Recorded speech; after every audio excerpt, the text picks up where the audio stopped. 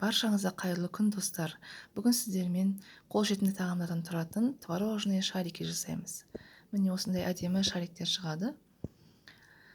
Ең алдымен бізге ол үшін ірімшік, қант, ұн, жұмыртқа, ванилин, қосқыш және дәміне қарай корица қажет.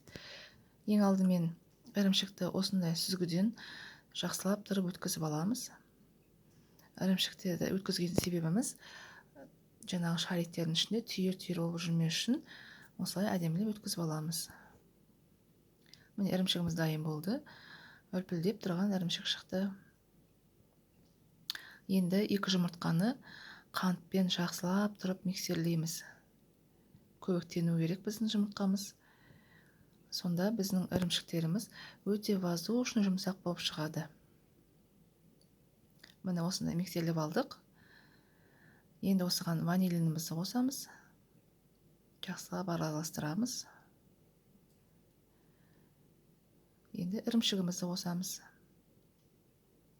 Ірімшікті қосқан кезде жаңағы дауысын өзі воздушный шариктердің дауысы шығады. Жақсылап араластырдық. Дәміне қарай корица қосамыз. Мен кішкене ғана қостым. Сіздерге ұнап жатса көбірек қосуға болады. Енді қосқышпен ұнды қосып араластырып жұмсақ қамыр илейміз. Менде құрамында 300 грамм ұн деп жаздым. Бірақ 300 грамм барлығын емес, 250 граммды қосып, 50 граммын осылай қолымызды ұнға матырып отыруға қалдырамыз. Әйтпесе шаригіміз қолымызға жабысып қалады. Міне осыны дөңгелетіп, әдемі шариктер істейміз.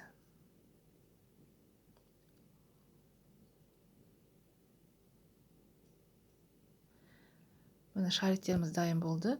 Мен орташа көлемде істедім.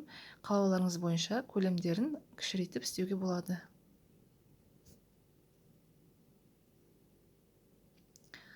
Міне дайын болды. Енді осыны орташа отта қызып тұрған майға салып, жақсылап араластырып, қызарғанша пісіреміз.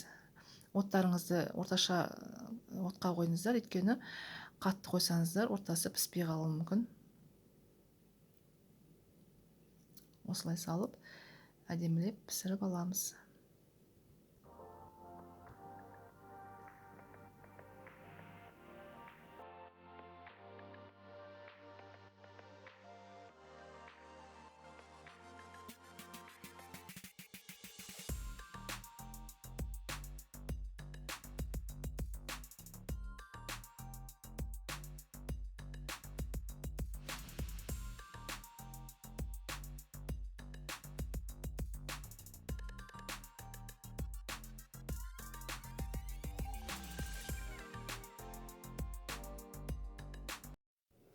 Міне достар, шариктеріміз дайын болды.